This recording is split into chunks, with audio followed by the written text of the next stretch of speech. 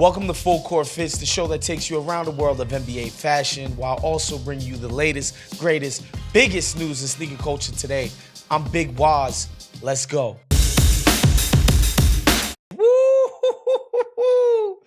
It's getting really spicy, y'all, between Nike and StockX. So let's take you back to February when Nike filed suit in New York against StockX. Basically, they're suing StockX for selling NFTs of Nike sneakers. In the suit, Nike's basically saying StockX can't sell Nike NFTs because StockX has nothing to do with what they're doing on the NFT side. It makes sense when you break it down to its core components. If NFTs, non-fungible tokens, are supposed to be a way for you to digitally be able to verify where something comes from, how in the hell can StockX sell non-fungible tokens that are of Nike's trademarked sneakers, right? Like, this is obviously a trademark infringement. In the digital space, again, if an NFT is supposed to say this digital product, we can tell you exactly where it came from and when. Nike doesn't need this middleman. You'll recall Nike bought an NFT company a few months back, and so they have plans and designs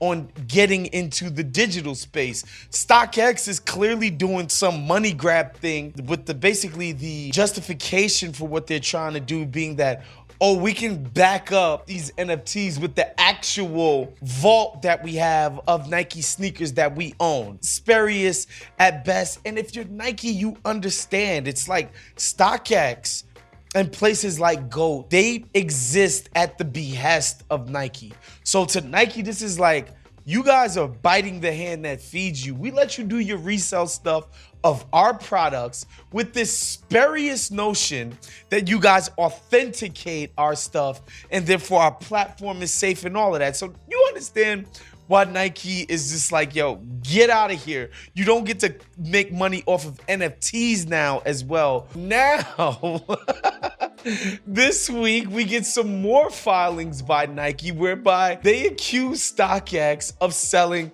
counterfeit sneakers on their app. If you believe in StockX's public core mission is that it's a safe place for you to buy and sell real, authentic products. And so Nike is basically doubling down. It's like, okay, you guys are trying to bite the hand that feeds you and not just backing down. Okay, now we're gonna really end you. Nike claims that between the month of December of 2021 and January of 2022, they bought 4 pairs of fake sneakers from StockX. I'm sorry.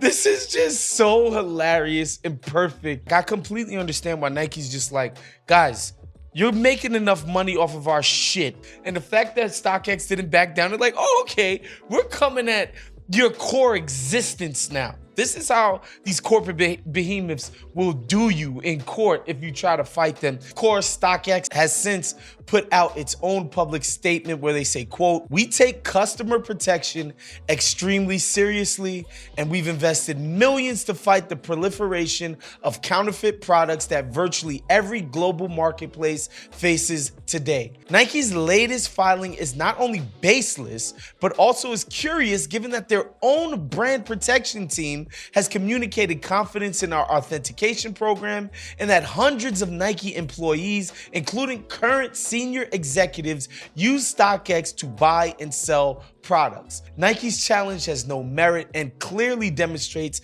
their lack of understanding of the modern marketplace. What I will say, the entire idea of sneaker authentication is kind of a scam and BS on its face. And the reason why, because there's an actual gray market that exists for sneakers. Nike has their sneakers manufactured abroad.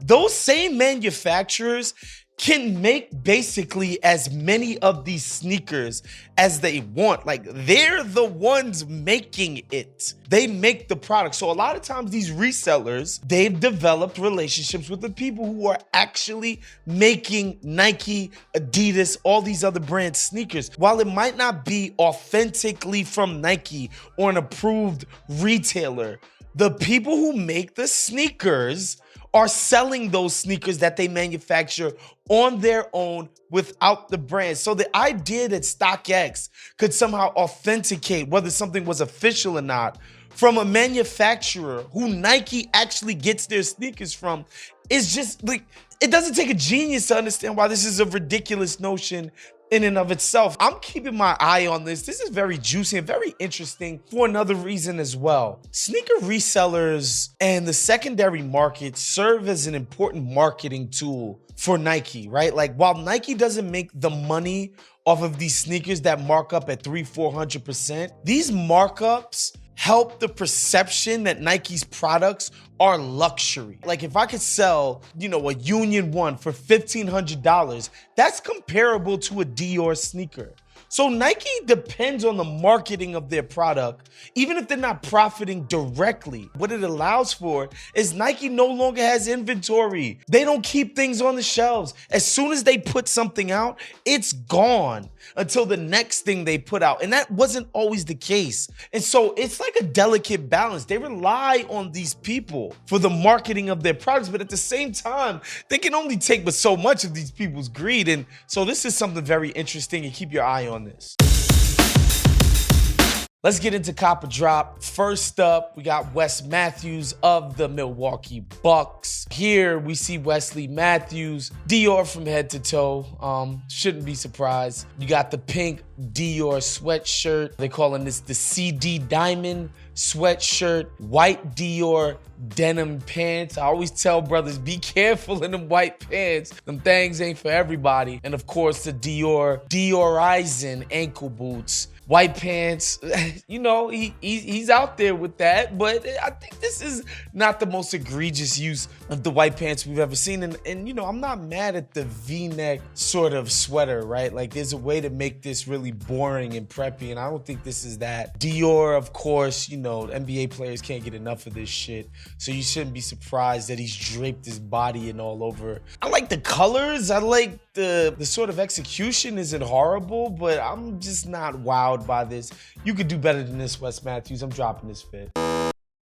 We got my man, Psycho B, Bobby Portis. And Bobby Portis gives the Bucks the lead. Palm Angels crew neck.